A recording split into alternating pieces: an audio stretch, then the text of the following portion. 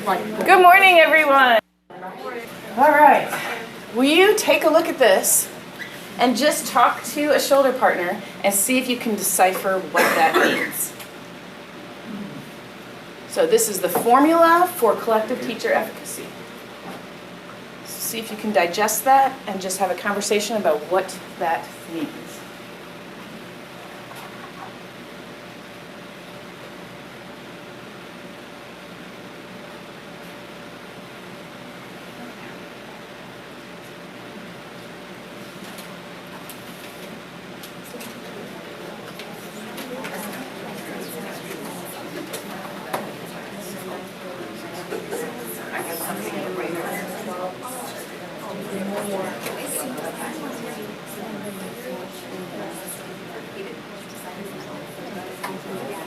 It's super easy, right? Collective teacher efficacy, we just, jump in and do it. So the way they have outlined this is that when teachers have a clear goal and they add sustained effort, so effort over time, they achieve a desired result, that increases evidence of mastery moments, right? So clear goal plus effort gets us what I want, that increases our mastery moments that we're experiencing together. Repeated mastery moments, when we're able to do that over time, we increase collective teacher efficacy. So it makes sense, but man, there's a lot of variables, right? One of the most important being this sustained effort has to be on the right thing in order to get the desired outcome or the desired goal. I think what happens a lot of times is that we have a clear goal, we work on something, and we don't get the desired effect. It's very self-defeating. It feels like I'm doing all of this extra and it's not working. So that results in the opposite of mastery moments. Repeated events like that obviously would lead to a decrease in collective teacher efficacy. So the question really becomes, how do we keep our collective teacher efficacy high enough that when we have times where we don't get the desired results, we see it as a time of simply, okay, we need to go back and pick a new goal. We need to go back and change our sustained effort versus it was my fault and this didn't work and I failed my kids. And that's truly when we've achieved collective teacher efficacy. Yeah, that's what mine. So we have been writing goals for years in education, right? We know that with No Child Left Behind and the onset of professional learning communities, SMART goals became the way we did business. Almost every team, I'm assuming, in your building has a SMART goal. So I'm trying to recognize and remember, I just told them up here, just because we look at something once, does not mean we internalize it, own it, live it, and transfer it to the rest of our life, right? So it makes a lot of sense, if this is something that's really important, that we revisit multiple times. Especially, we know the rubber hits the road in PLCs, in CLTs. So if it's something that's important, let's revisit it multiple times. Mastery goals are typically focused on increasing the instructor competence. It's focused on us as teachers learning and doing something, right? Typically focused on, if I do this, the result is that. Cause and effect relationship. We know that teacher efficacy is the belief that what I do in the classroom has an impact on the children in my classroom. So that seems to make a lot of sense about how that would lead to increased teacher efficacy, right? And this is huge, improving collective capacity. So with a mastery goal, it's not just about my scores. It's about all of us doing something, learning something together. It's about the collective efficacy of our team. On the other hand, performance goals are usually focused on the demonstration of the skill and ability of students. You think about a typical SMART goal. 80% of students will score proficient or above on the blank assessment by this time, right? And then we started saying, wait, but that means 20% of our kids are failing. So then we changed it to 100%, and now it's not really a goal, it's just this thing that we write down, right? Performance goals can result in perceived pressure on teacher personal time, stress, and burnout, because this is outside of our locus of control, right? This is inside our control. We can determine if we're studying, if we're learning, if we're changing something. A result of that, we hope, should be students demonstrating and improving and becoming better. So this is a mastery goal. This is me as an instructor. I'm worried about the number of disruptions in my class, the number of times kids are dysregulated and leading to limited learning for them and for others. So as a team, we're going to study de-escalation strategies, because we think that if we have better strategies on how to help students de-escalate their behaviors, that we can decrease the amount of obstacles. Right? On the flip side, this is a traditional SMART goal. By the end of this time, the number of this will reduce or increase by that. Right? You see the difference between the two? Lots of times when you see the increase, teachers will say, oh, we got lucky, because I'm not exactly sure what we did that changed that, or it didn't work. Why am I doing this? Why am I doing all of this hard work? Because the scores didn't change, behavior wasn't any different, because the only measure we were doing was focused on external locus of control. Master goals, on the other side, we're either leading because we know exactly what we did. We studied de-escalation techniques, we implemented that, and it either had a cause and effect that we wanted, or it didn't. So if it does, we know exactly what we did, it's working, let's keep going. Increasing teacher efficacy, because what we're doing in learning is getting better and getting to the desired results. Or we're learning. It's not what we wanted. This is what we did. We know that's not it now. So we can cross that one off and move to another one. But because it's focused on what we're doing, we can say yes or no. So talk at your table. So strengths of this model, things you might like to challenge about this model, and examples of how you might use this with your teachers. Any one of those comments to share out. Kathy. Things I like about this model are when we're talking to teams about how CLT is about teacher is for the adult learning, and this really matches more, like creating a mastery goal matches more than a performance goal. We're really trying Exactly. So we learned from, what was his name, Gabel, right? That PLCs, CLTs are about adult learning, right? And so it does. That hadn't occurred to me, but yeah, it matches that. Thank you. So this is what Mandy was getting at. I know this is a really long paragraph, but would you please read over that? Because Carter almost came to punches with me when I was trying to explain performance versus mastery and tell them why I thought SMART goals weren't working. Carter's obviously our data and assessment guy, and so it was really important that we saw this.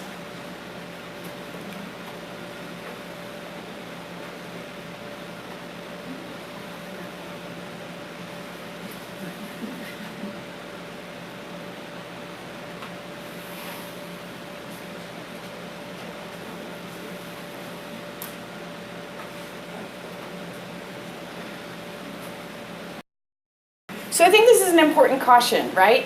It's not that we're saying performance should go away. It's that maybe the way we've been focused on performance hasn't been the most effective for some teachers as a mastery goal or a reflective goal or an internal goal might be. I think we're also at a point where we know the pendulum swings in education. We've been talking about that. And I think some teachers have been doing SMART goals for so many years that it's just going through the motions now.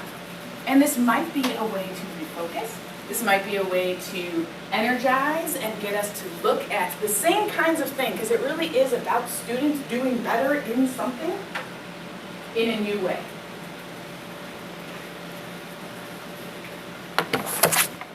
So Donna, who, I think that's how we decided to say it, the author of the Teacher Collective Efficacy text, wrote a couple of years ago a really great outline for teacher collective inquiry. So we're going to spend a little bit of time just talking about, okay, if this is for CLT leaders to take back to their teams, how do we inquire around a problem, set a goal, manage that goal, implement that goal, observe it, and then see what, so we can make those mastery events, so we can have those things that are repeated so that we can increase our collective teacher efficacy. So on the front you have the whole outline of her 4-step process. I liked it because it was 4 steps. It wasn't 15 steps, it wasn't, you have to do this and then you go this and then go back and collect data and then come back and then you make, it's just 4 steps, but they're really solid steps. So the first one is plan. So I'm going to give you some time. Really, we're just going to be looking at the stage 1. What you have in the rest of the article is facilitator notes of how to take this to the team.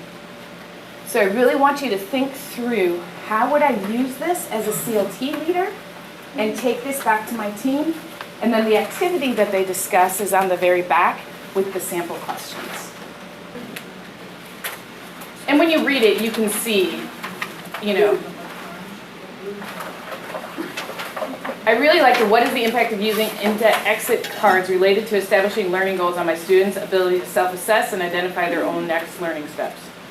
Like, that's dense, but that's solid. That's about student self-reflection, goal setting. Like, I can set up exit cards. I can learn about using exit cards. I can measure if I'm implementing the use of exit cards.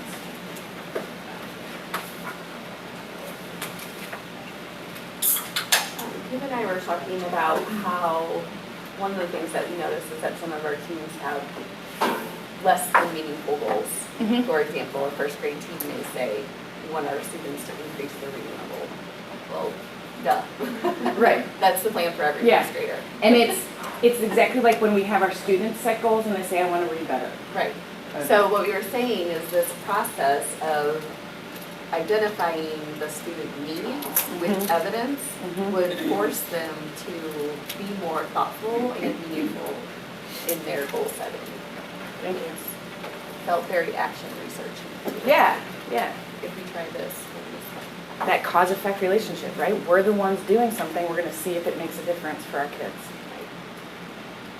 Alexis? I'm just wondering how this changes the time and the amount of goals we have throughout a year. I think if we move towards having more goals like this, it's not going to be a 4-week or 6-week thing. Like, you have to take account learning, you have to take into account trying things, you have to take into account this type of discussions. So if our CLTs are only meeting once a week, plus a late start, I just think they're going to be longer goals, and so I think they need to be around bigger ideas. Because in units, 4 to 6 weeks. Right. Right? So it might not be able to be on summarizing. Absolutely. It might need to be more based around global strategies or soft skills, habits, increasing than a specific skill, which I think in some ways is okay. I think sometimes we have narrowed down the SMART goals to such a low-level skill because we can measure it, that we actually focus too much on teaching an isolated skill and not enough on teaching the best practices in thinking. And for elementary, how that supports from content, because they're teaching so many things, so if they focus on the ELA goal, then obviously they're leaving math sort of out and vice versa. So. Right, when you're talking about 7 preps a day, if you had a single isolated skill goal in 7 areas, you can't, right? So we usually reduce it down to reading and math, or reading or math, and then we're just sort of floating with the other one, but there's only so much time to be able to do it, right? So in front of you on the purple page is 8 effective strategies that both Hattie and Marzano have identified as high leverage. So we started looking at this last time and then said, okay, we'll come back to it and dig in a little bit more. So what I'd like you to do is think about this as a team. So think of one of your teams or a team that you work with often, and think about how would this team take a look at these strategies, what might they think? And I'd like you to score each strategy 1 to 4. So while a great strategy, this would not be my priority right now. Up to 4 of, this would be a high leverage strategy for our students now. Doing it with a team, and then looking at, okay, what do we have in common that we're multiple of us are saying this is a 4, or this is a 3 or a 4. So take some time, read over that, and score those 1 to 4, thinking through the lens of a single team.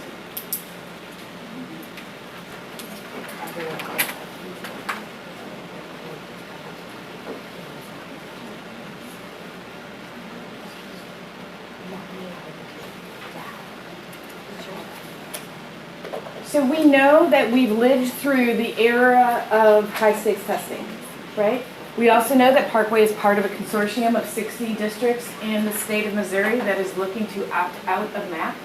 We also know that our measurable objectives 1 are trying to figure out how do we teach and measure things that we value beyond ACT scores, SAT scores, attendance, free and reduced lunch, and MAP, and of course exams, right? And what we're finding is that it's really hard. That one of the reasons we rely on those things is because they're objective numbers. Qualitative data is a lot harder to measure than quantitative data. It's not that it's impossible, but it does take a lot more nuance, it does take a lot more work, it takes a lot more time, and it takes a lot more, okay, if we're really gonna do this, we need to stick to this process because we can't just give the test at the end and check the scores. Our measure, our data literally becomes, did we implement, did we try, what cause and effect?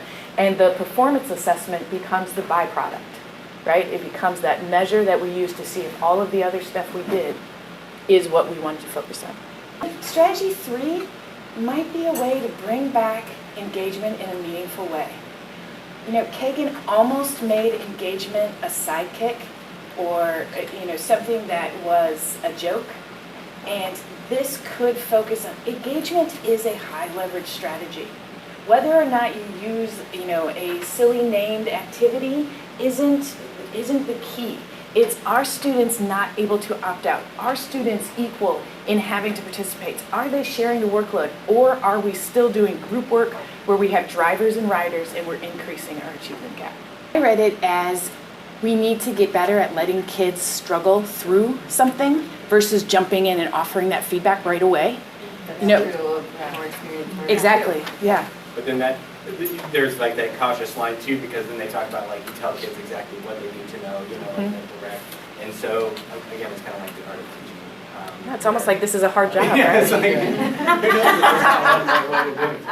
but yeah, because I thought that too, and then Kristen and I even talked about the fact that like different students need different types Yeah. of feedback, and depending on the type of learner or age or whatever the case may be, getting their input, but also you having to discover what type of feedback is good as well.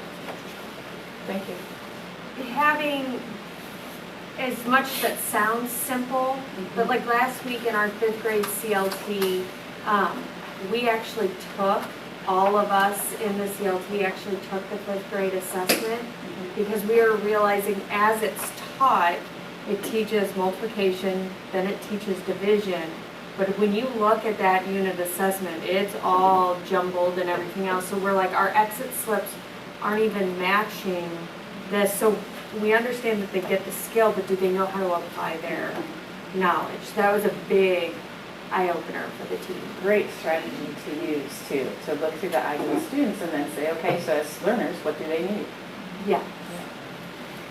So if you look at this paper too, how many of these fall into what we've been talking around personalized input? How many of these fall into the high leverage strategies that are with PBL? You can see echoes of those throughout all. I mean, if 2 of the leading researchers are saying these are the biggest things, I hope they're showing up in other places, right? Hopefully we're on to something. But this could be a way to, in the scheme of all that we have, this could be a way to focus that isn't so much on can students identify the main idea of a passage, that may have a place, but is so narrow that is that worthy of the time of our PLC over 2-3 months to study. So hopefully you got some food for thought there.